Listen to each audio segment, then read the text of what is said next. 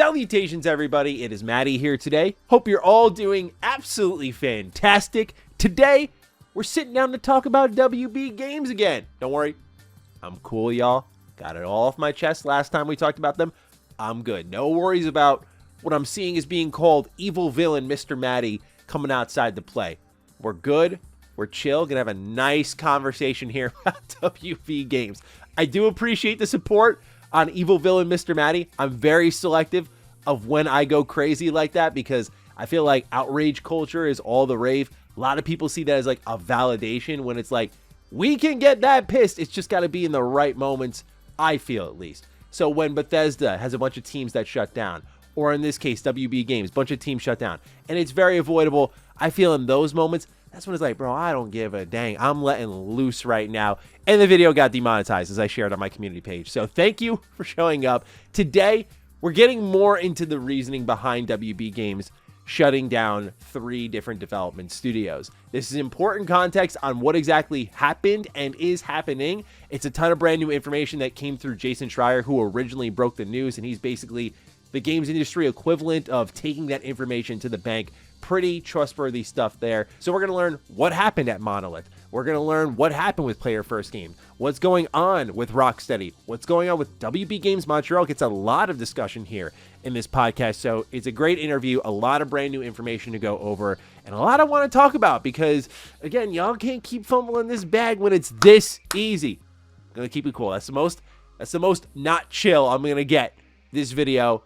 Y'all, thank you for being here. Let's get into it. If you're new here, consider subscribing. So let's start off at the top with Monolith. There was a few things that Schreier kind of wanted to write the record on, if you will. For starters, this is not a Zaslav issue. This is a David Haddad problem. He apparently only got this far because he stepped in after Arkham Knight, where WB Games was riding a high, and then Hogwarts Legacy kept him in his spot, but he was an individual that would not make calls because it would be too risky, and if he got too risky, he'd lose his position. And hey, wouldn't you guess what happened? He wasn't risky, and he lost his job anyway. You just can't make this up, man. Anyway, why didn't WB Games sell off all these teams was the next question, right? We saw when Xbox went to shut down Tango, they ended up selling them off to Krafton, right? So why didn't WB sell them off? Well, Jason got a little bit into the rationale behind that, whether it's right or wrong. I'll leave it to you to decide. But what he says is that you obviously have to buy the expensive studio. You have to pay the salaries of all these people on top of it.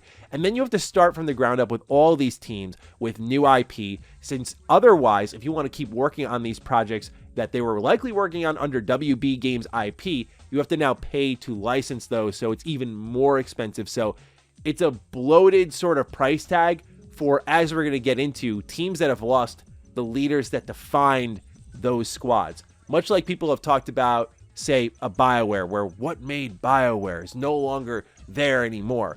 This is applicable all around the industry. For example, Rocksteady is not really Rocksteady anymore. Well, I'm excited to hear they're working on a Batman game. The people who made those Batman Arkham games great went on to form 100 Star Games.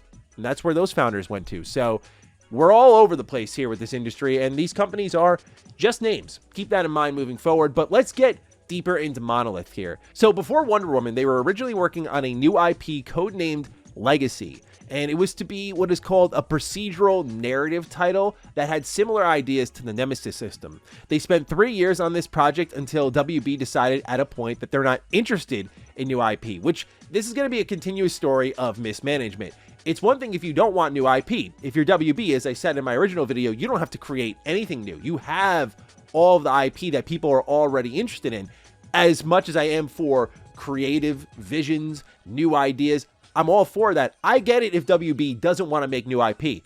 Just why would you let someone toil away for 3 years on something that you know you don't want? This is like an abusive relationship, bro. Continuing on, though, we learned that they eventually tried to take those existing IPs and fit them into this new legacy style game that they were working on, but it was never said what those IP were or how that fared. Obviously, we know the end of this story, though, that the studio did get shut down, so it didn't work out too well. And by spring of 2021, Legacy was canceled despite the company's leadership actually being led on that it might get through. So at this point, the entire leadership team quits from Monolith. So all 7 directorial positions, your tech art director, your VP of creative, your production director, your technology management director, your director of engineering and gameplay, the studio head, and the art director. All 7 of them leave. Where do they go? They go to form Cliffhanger Games, and they're now working on the Black Panther game. So that's some reason to be optimistic about that title, I suppose. But it turns out that a bunch of other people on top of that jumped ship from Monolith over to Cliffhanger. So if you liked Monolith games, you're going to find a lot of that spirit potentially in Cliffhanger and whatever they're doing with Black Panther. Now, what's important to remember, and is pointed out in this interview, is that this is still 2021, the same year that Wonder Woman got announced, right? So all of your leaders are gone, and that same year, when they're like a shell of themselves, they're losing talent, guess what happens? They announce their next brand new game. Why do they do that? It helps them buy time, is the idea that Jason proposed. It helps them buy time so they don't get shut down too soon, because they kind of have a direction they're heading in. And also, as we'll note throughout this entire write-up that I have here, it is extremely difficult to get projects through WB Games execs. It's just like constant throughout this whole story, particularly with WB Games Montreal, who I feel pretty bad for. Obviously, also announcing projects is, as I've talked about in the past, a signal. You know, it's like you shoot it up in the sky. It's a signal flare. It lets people know we're hiring, we're building this thing. You want to work on Wonder Woman, come work here. So after they lose all of their leadership, they're trying to rebuild their studio. A new studio head does step in. Apparently, he was great, according to Jason, but this was all pre-Zaslav, aka it was David Haddad who the finger was pointed at, hence why, again, he lost his job.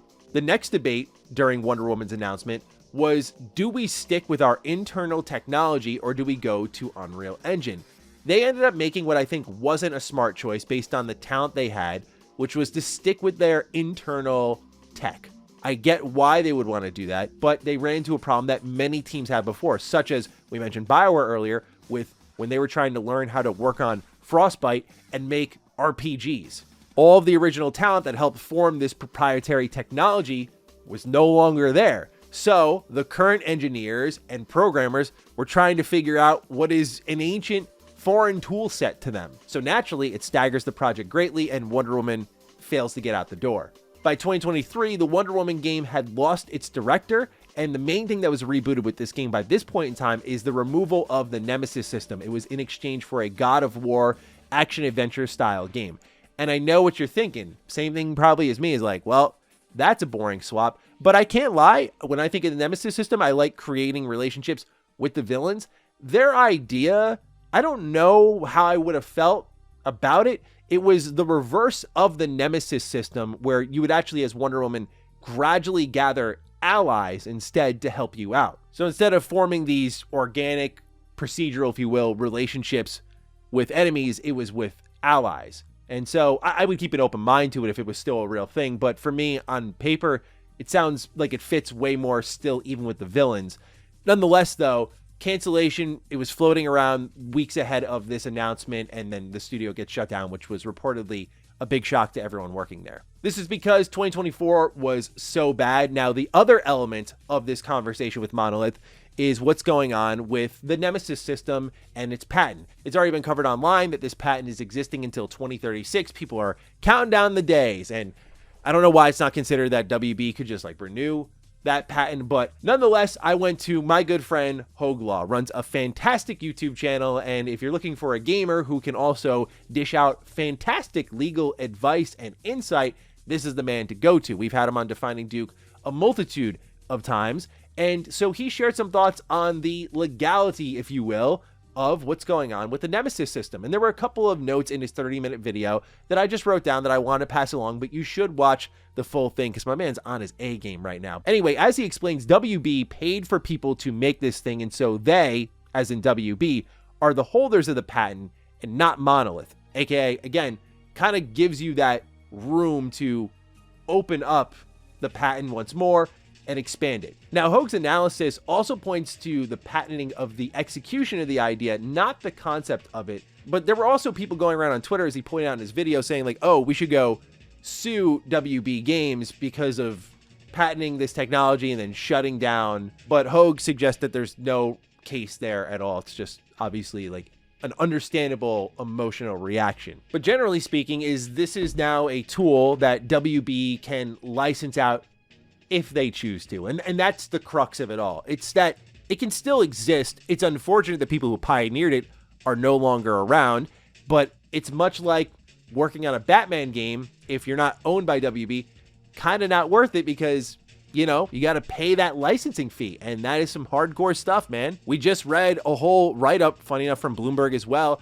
how NetEase almost canceled Marvel Rivals because of the licensing fees for the Marvel characters. And that the CEO of NetEase was suggesting to put their own characters into Marvel Rivals because it was getting too expensive. It's the same thing we also saw with Spider-Man. This is no doubt a profitable kind of game, but it could have been way more profitable if not for the insane licensing fees that we saw when, unfortunately, Insomniac was hacked. So yeah, that's what's going on and what happened with Monolith. The Nemesis system could live on if it were licensed out, but I don't know if companies want to pay for a mechanic that badly when they can go build something else and just, embrace the spirit of creativity. So other information here. JB Perrette, this is the head of gaming and streaming that we talked a bit about in our initial breakdown of the WB Games situation. What we learned here is a few things. Jason did mention that JB seems to somewhat understand the non-linear way that games are made, which he thought was a good sign compared to previous execs, but it doesn't sound like WB is looking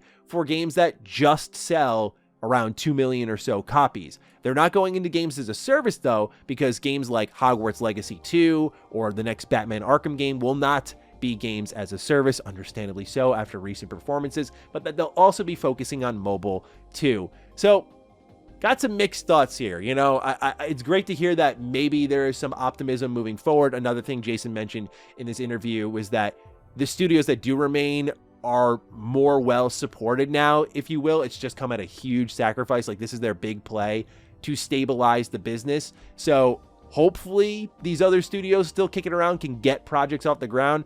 I still think, as we'll get into with WB Games Montreal, their problem is still very real in my eyes, unlike maybe a Rocksteady who's gone over that massive speed bump now and they're back to where they should have been in the first place. But I just look at it, y'all, like, as I talked about in the WB Games breakdown, this all or nothing approach to game development is not healthy. Like, we should never be using the terminology of just 2 million copies sold. That is just measuring projects up for failure. If we're looking at millions of a product getting out there and it not being enough, especially with how big these teams are, how big these games are.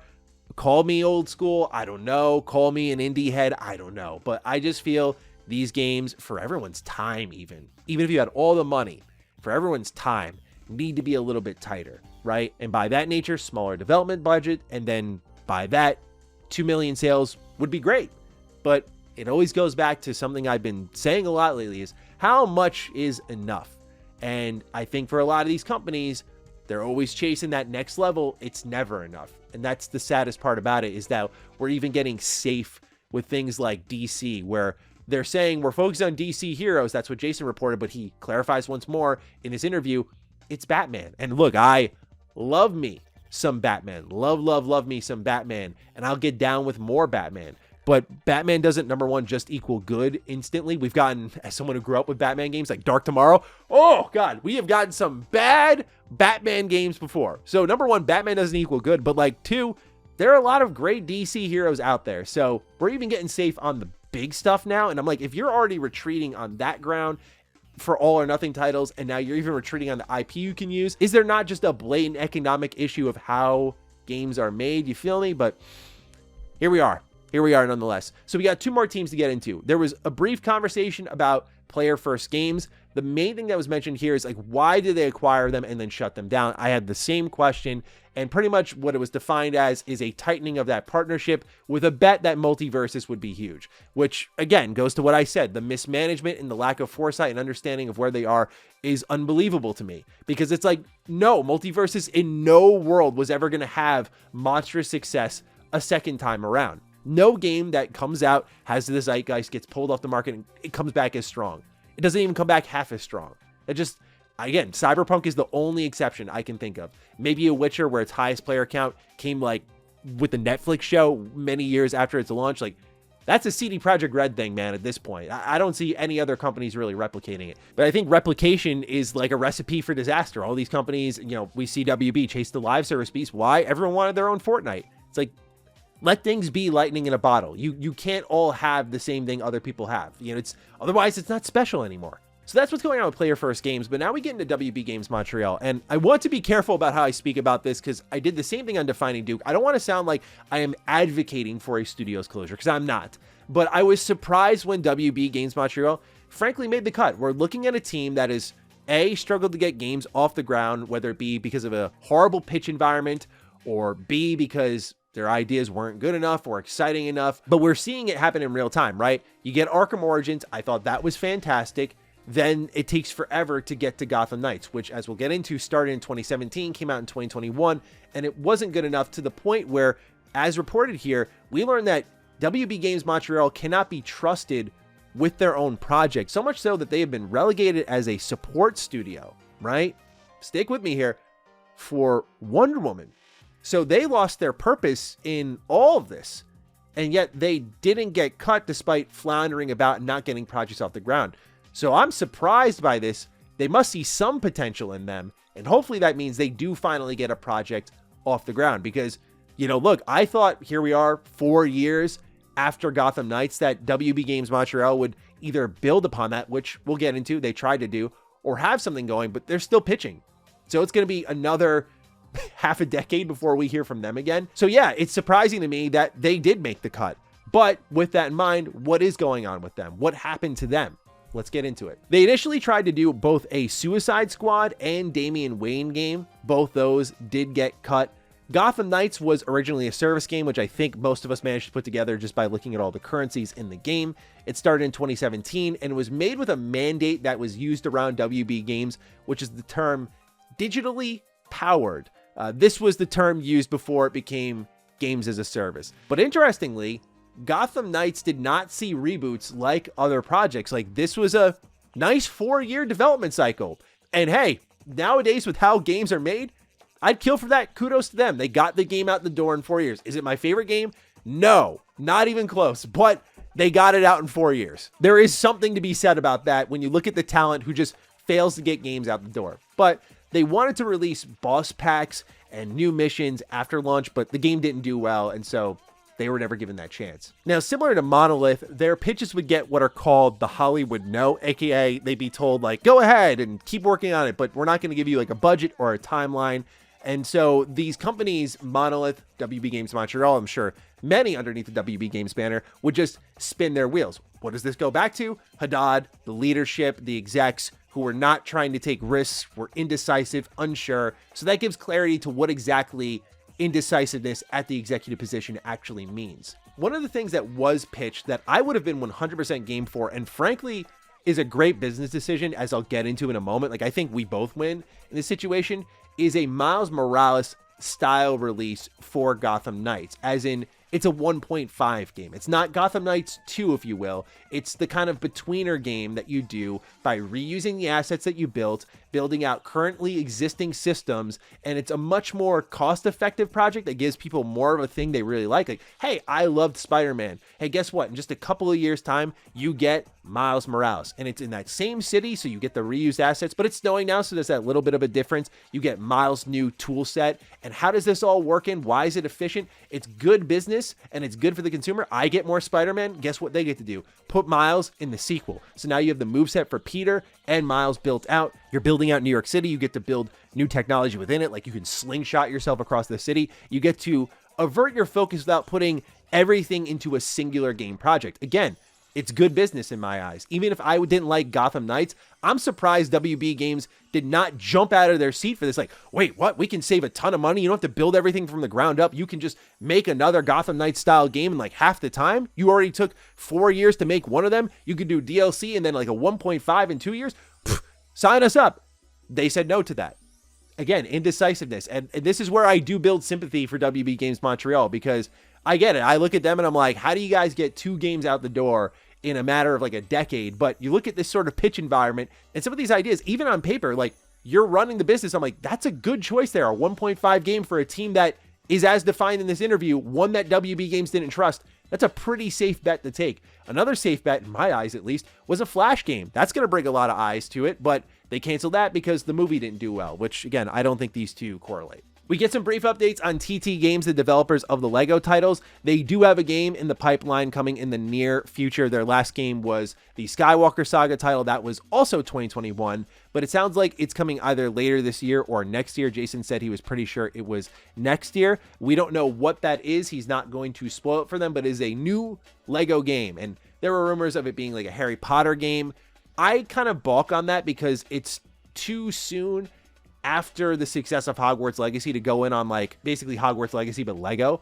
I would be pleasantly surprised by that. Like I mentioned, Lego Batman was also in the rumor mill. I love Lego Batman, but I don't know what you do with that. I'm trying to think of popular IP in the last few years that you do for a Lego game. Like there are surprises that you could do. I mean, imagine like a Lego Witcher or Cyberpunk or Lego Fallout. I don't think these would happen. It would have to be a WB Games IP, of course, but you know, it wouldn't surprise me if after what happened with Star Wars that they went kind of safe with it. I do miss the Lego games. I wish we got, they're another brand. I'm like, why don't we get these more often? That was like the king of reused assets. We used to get Lego games every single year. I wouldn't even mind if we went to an every other year schedule, because I get it. There was apparently, as we read from a Polygon article, crunch culture. We don't want to advocate for that sort of stuff, but I'm surprised again that like TT Games isn't getting games out more frequently, but we're going to find out soon what that is. I'm looking forward to that because again, I mean, you can kind of see it if you have like eagle eyes in the background of my collection. I have like every Lego game in my collection. I love the Lego games, so I am down for whatever TT Games is doing. It's good to know. We'll hear from them soon. Some other updates we got. Hogwarts Legacy is getting new DLC later this year. This was originally reported by Insider Gaming, but Jason just reconfirming that. It's early days on the next Batman game. From Rocksteady, they're still kind of figuring out, it sounds like, what that Batman game is going to be, and they are still replacing their key leadership, similar to what was happening with Monolith. So that is the scoop on what is happening with WB Games. A complete mess, man. Again, a lot of this is avoidable. Yeah, when you lose that leadership and the talent that made it special, it's hard to be excited even for like, oh, you're actually going to make a single player Batman game with who? So hopefully new leaders can rise up. I am always a believer in new talent. I know a lot of people will reject that sort of thing, which I'm like, how do people get their career started if they don't get their first opportunity to kind of step up and fill the shoes and become great? I think this is how greatness is born. So we'll see, but I really do think at the end of the day, it comes down to the corporate wheelhouse, if you will. Are they going to let projects circulate a little bit more? Are they going to get off the ground a little bit more? I don't see how a company that was already indecisive is going to become more decisive after now deciding to do fewer but bigger projects. They're only going to be more calculated. So I do worry about teams like WB Games Montreal, who already struggle to get things off the ground, right? So that's what you have right now with WB Games. Let me know your thoughts down below. Looking forward to reading them. Other than that, take excellent care of yourselves, and I will see you in the next video. Stay sexy, stay active. I love you all. Peace.